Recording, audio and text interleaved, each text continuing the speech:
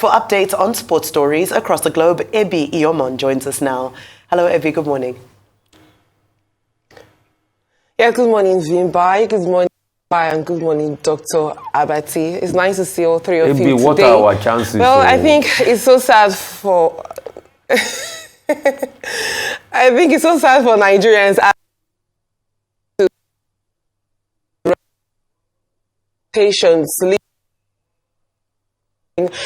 series. Nigeria lost their game against Benin Republic last night. A shock defeat for some, but not surprising for others. Antecedent World Cup qualification. Now, Nigeria first in the 27th equalizer, and in the second half, Nigeria lost it totally there. This defeat leaves Nigeria fifth on the table, getting just 3 points, 12. We know that Benin, but other between Lesotho also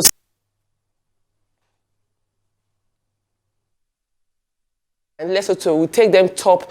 That's first and second on the table. It means Nigeria's situation becomes dire. So I know a lot of Nigerians will be praying that they get draws as usual with the Nigerian calculations and all of that. But we had the coach after the game come out to say that following subsequent games, they will need to see a lot of commitment from the players. But some Nigerians are also tackling the coach and the NFF's decisions. So send off probably Pesero at some point. I also saw Dinatro earlier being sent off after qualifying Nigeria for crucial tournaments.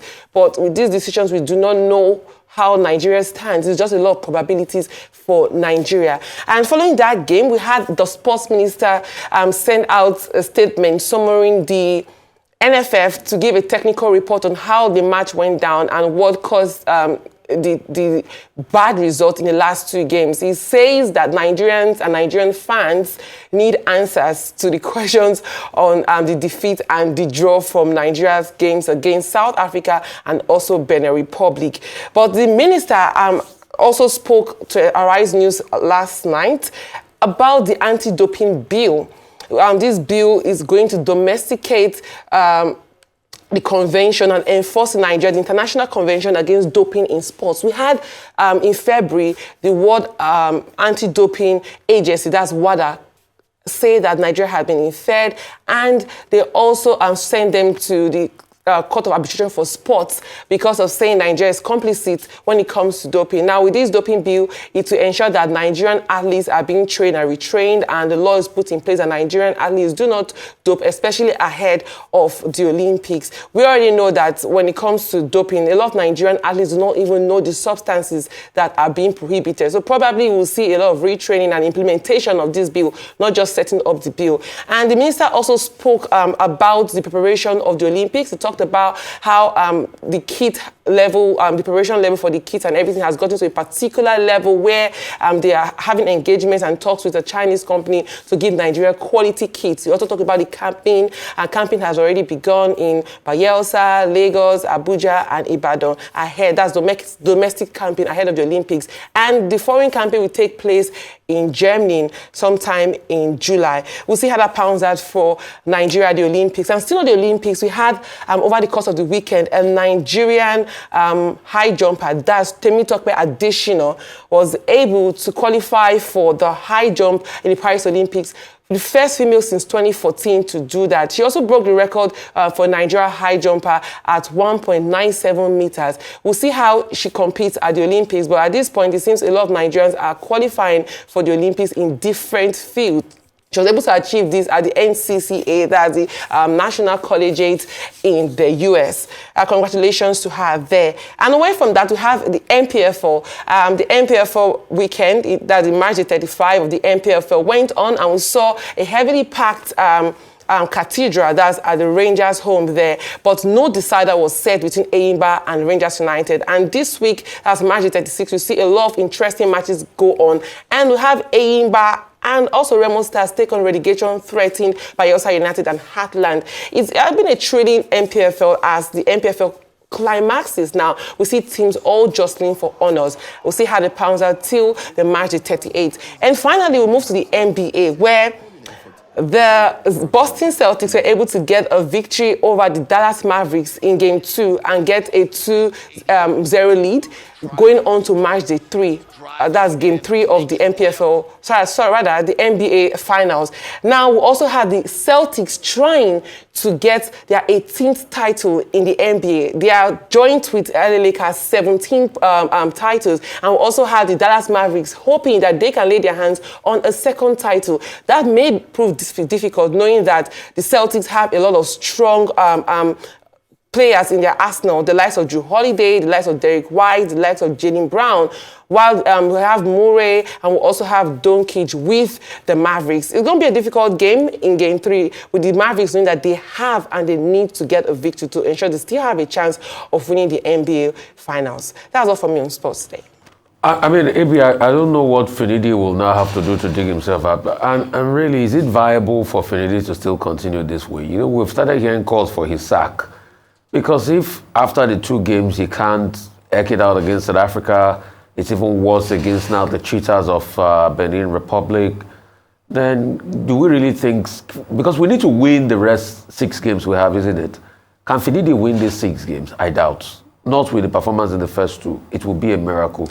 So is it time to let Finidi go and bring somebody in temporary that will do the job? Because, I mean, I'm confused. I believe so much in Finidi. I'm disappointed, to say the least, this morning.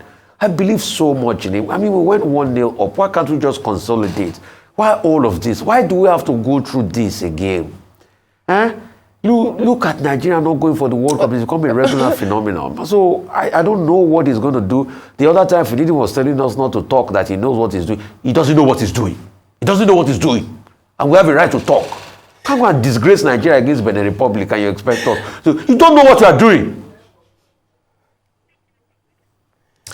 Rufai, it's a very complicated situation for Nigeria at the moment because there are 9 groups in this World Cup qualifying series and all the teams that finish top of the table are going to progress to the World Cup and they'll have 4 teams that finish second play the playoffs. But at this point, Nigeria is already 5th and like you've rightfully said, there are 6 more matches for Nigeria now. So Nigeria will have to win all 6 of their games, which seems to be very difficult at the moment because looking at the team, when the World Cup qualifying draws came out, so many thought that Nigeria had easiest groups. But you look at the other groups, where Egypt, Morocco, Tunisia, Senegal all top their groups, you begin to wonder what's going on with Nigeria that has a lot of key players or a lot of world-class players like we like to acclaim. Boniface, Ademola Lookman, there's Wilfred Ndidi, there's Calvin Bassey Iwobi, but nothing is happening. So many have opined that, yes, Finidi should be sacked, but if you're sacking him at this point, what does it mean? Because it's going to be like a repeat of World Cup qualifiers or even AFCON qualifiers. Because we saw Genotro being sacked. We also saw Pesero being sacked. And in this position, sacking, who's going to come in? Who's going to come in at this point to take the blame when the campaign is already going in the wrong direction? Because if you're bringing in a new coach now, if he doesn't qualify, the problem may definitely fall on him. So I don't think any coach will even want to come and take charge at the moment. So I think Nigeria is stuck with the decisions they made leading onto these World Cup qualifiers. Now, of course, on the sidelines of that match was the issue that happened with the wrong national anthem being played. We saw at the beginning of the match, Arizo Compatriots is what started playing. And of course, NFF said to have immediately gone to the authorities and insisted that this be corrected. So I believe the old new national anthem, the current national anthem, let me call it that, was then eventually played later on during the game, and the players had an opportunity to sing to that. So maybe that also gave a little bit of distraction and a little bit of confusion to our players before they went on the field. I'm not much of a sports analyst, but that stood out to me, and I do hope that going forward we're able to get the riders out in time to ensure that the memo is out that there is a new national anthem and that the current national anthem is always observed when Nigeria is out flying her flag. Okay, we went to Abidjan, Côte d'Ivoire. Instead of playing football, we focused more on quarreling over national anthem. Nigeria is has quite a collection of very interesting people. The national anthem would not have mattered. After all, the Ivorians the Beninois, they corrected it at the beginning of the second half. But it would have been a happier story if we had won. 3 points out of possible 12 points. But Finidi George made 5 substitutions. He tried everything that he could.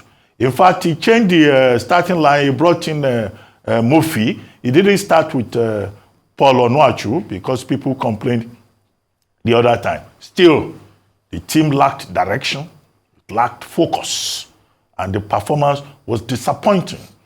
The people, the cheaters of Republic of Benin, they clipped the wings of the Super Eagles, who didn't turn out to be so super after all.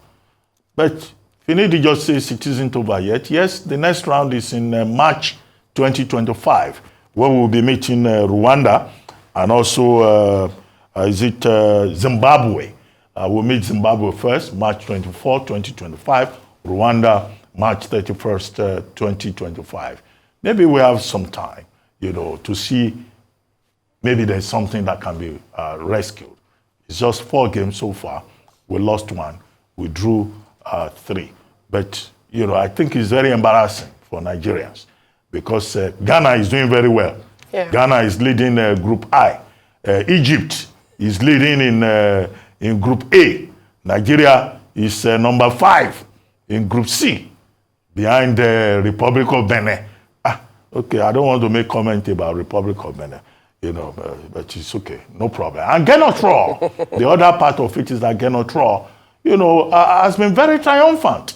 In fact, the reserve bench, they carried him aloft and they were dancing around with him, as if it was a revenge mission for him. If Finidi George truly believes that it's not over yet, then whatever needs to be done, needs to be done.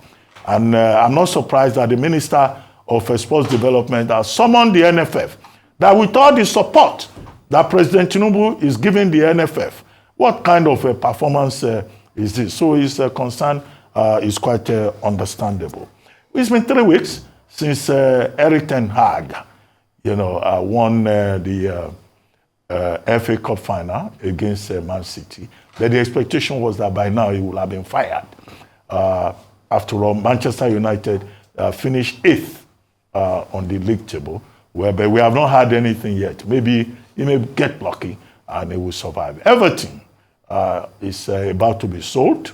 There's an English businessman and lawyer who is joining with Saudi Arabian royals to buy Everton. Everton didn't do well, but the likely investors say that since the owner wants to sell 94% stake in that club, that maybe Everton has potential to recover. And then finally, Euro 2024 is almost here. The English team has traveled. Some of the papers today showed pictures of Trent Arnold, traveling, boarding the plane. Well, the question is, who will win that Euro 24? Will it be England? Will it be France? Will it be Germany? The Opta supercomputer, gives the odds, the possibility to England with 19.9% chance, followed by France, followed by Germany. I think it will be interesting. Maybe the British will be busier watching the 3 lions instead of focusing more about the gaffes of the tourists. And Nigel Farage saying that whether the tourists like it or not, they should come and join Reform UK. Anyway, thank you, Ebi. Thank you, brother.